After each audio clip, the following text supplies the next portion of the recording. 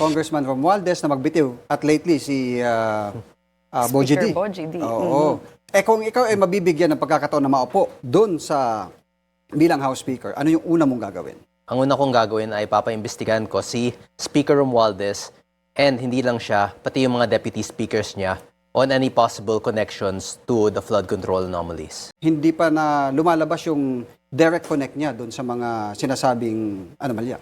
Na medyo mahirap yun kasi nasa kanya yung Marcos administration, nasa kanya yung buong Kongreso. So, si Saldi ko naman, baka yun yung gagawin nilang fall guy para doon. Siya, sa kanya sisisihin yung flood control projects. But hopefully, if we have the numbers, we can also investigate Martin Romualdez. Anong gagawin mo kay Zaldico?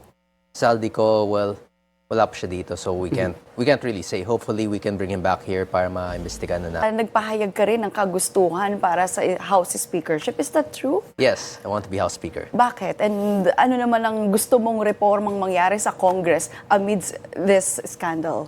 Well, firstly, may mga plano na ako for Congress. As I've stated, and has sinabi din ni Chairman Puno siguro, yun yung plano ko para sa mga deputy speakership. Ang problema kasi ngayon ay lahat ng mga deputy speakers is based on loyalty or closeness, based on connections with the current House speakers. So for example, pag ikaw yung nanalong speaker, ang 10 na pinaka-close mo, yun yung gagawin mong deputy speaker. So there's no representation for other political beliefs, ideologies. Ang plano ko for deputy speakerships, if elected speaker, is that I would elect one deputy speaker from various political groups, political factions, so that they may all represent their own beliefs.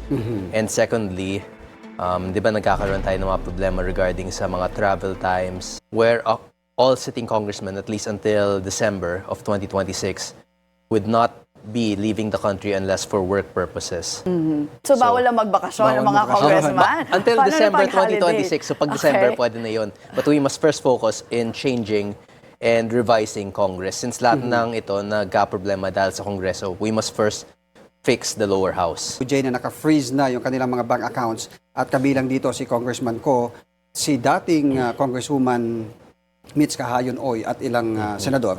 Anong reaction mo doon sa kinalabasan itong investigasyon ng Senado doon sa flood control na yung... Well, that's good. Pero hindi lang naman si Zaldico yung may kinalaman doon sa flood control. Kung si Zaldico lang ang iimbestigahan at kung account lang niya yung i-freeze, then everyone else would have gotten away with it. So this is a good start, but as long as it's only a start, this must only be the start. Hindi naman pwedeng matapos na to kay Zaldico. There's so many more people who are involved that must be investigated.